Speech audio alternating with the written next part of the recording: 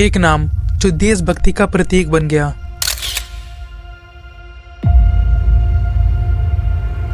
एक व्यक्ति जिसने अंग्रेजी शासन को अपने साहस और अपने विचारों से हिला दिया।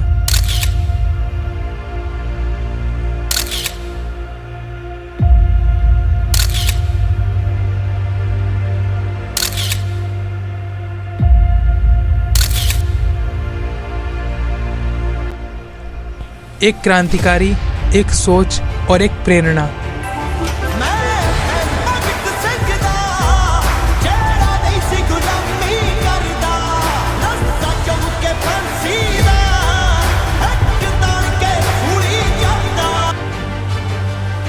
भगत सिंह का जन्म 28 सितंबर 1907 को पंजाब के बांगा गांव में हुआ था, जो कि आज के पाकिस्तान में स्थित है। उनका परिवार एक देशभक्त परिवार था। उनके पिता किशन सिंह और उनके चाचा अजीत सिंह ब्रिटिश शासन के खिलाफ लड़ रहे थे।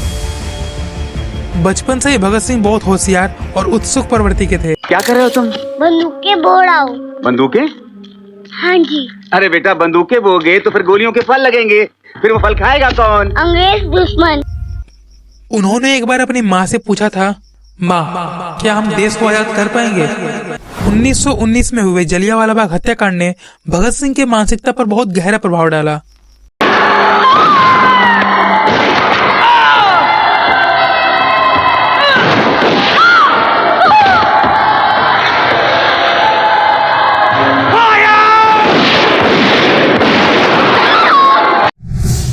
उनकी उम्र उस समय सिर्फ 12 वर्ष हो रही थी। सिर्फ 12 वर्ष की उम्र में ही उन्होंने अंग्रेजी शासन के खिलाफ बदला लेने का ठान लिया।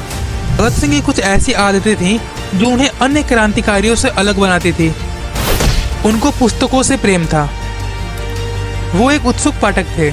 उन्होंने कार्ल मार्क्स, लेनिन और अनारवादी विचारों की पुस्तकें पढ़ी थी। उनका मानना था कि शिक्षा और ज्ञान एक क्रांतिकारी का असली हथियार है। शहीद आजम ने कहा था, जिंदगी जीने का असली मकसद है अपने विचार और अपने लक्ष्य के लिए लड़ना।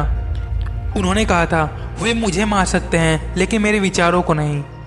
उनकी एक आदत थी जिसको आज के युवाओं को अपनाना चाहिए, अपने दोस्तों को प्रेरणा देना और उनको हमेशा मोटिवेट करना।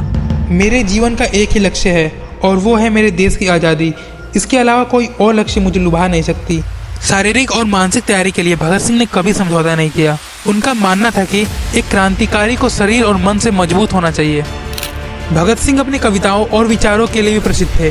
जेल में उन्होंने बहुत सारी कविताएं लिखी जिसमें देशभक्ति और आज़ादी की चाहत स्पष्ट दिखती है। उन्होंने अपने विचारों में एक स्वच्छ और न्यायप्रिय भारत का सपना देखा। उनका मानना था कि एक समाज तभी सफल हो सकता है जब सभी लोग यूनिटी में हो, यानी एक संगठन में हो। भगत सिंह जी का कहना था, मुझे ये विश्वास है कि एक दिन भारत आजाद होगा, पर यह आज़ादी तभी सार्थक होगी जब यहाँ सामाजिक न्याय होगा। 1928 लाला लाजपत राय की मृत्यु ने उन्हें अंदर से झंझोड़ दिया।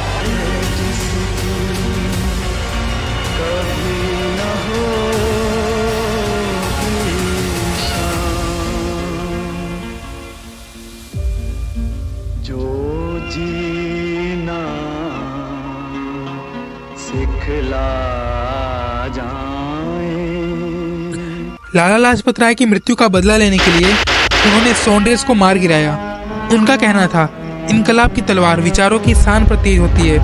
भगत सिंह और बुटकेश्वर दत्त ने 1929 में दिल्ली असेंबली में बॉम्ब गिराकर ब्रिटिश सरकार के कानून का विरोध किया।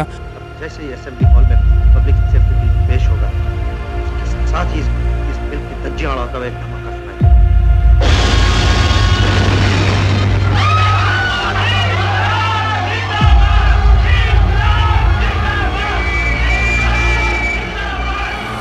यह बॉम्ब एक प्रतीक थी जिसका असल मकसद था देशवासियों को जगाना, देशवासियों को स्वतंत्रता के लिए क्रांतिकारी हो जाना।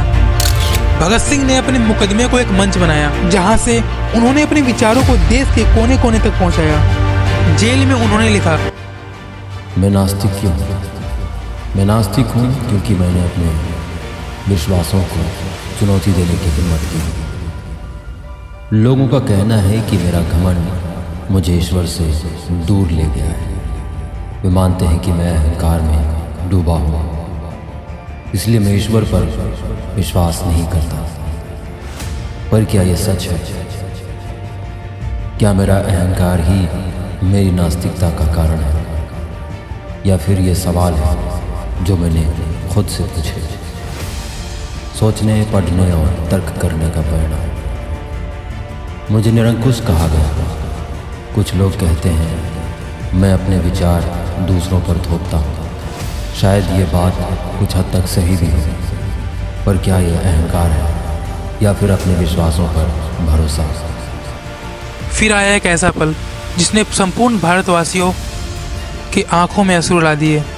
ऐसे 3 महान क्रांतिकारी जिसको भारतवर्ष कभी भुला नहीं सकती। 23 मार्च 1931।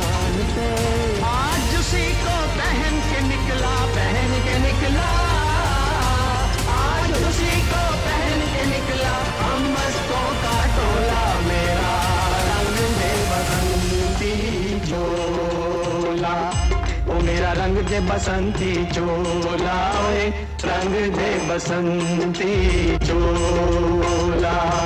लौट कर आ सके ना जहां में तो क्या, याद बन के दिलों में तो आ जाएंगे। ऐ वतन हमको तेरी कसम, तेरी राहों में जहाँ तक लुटा जाएंगे। ऐ वतन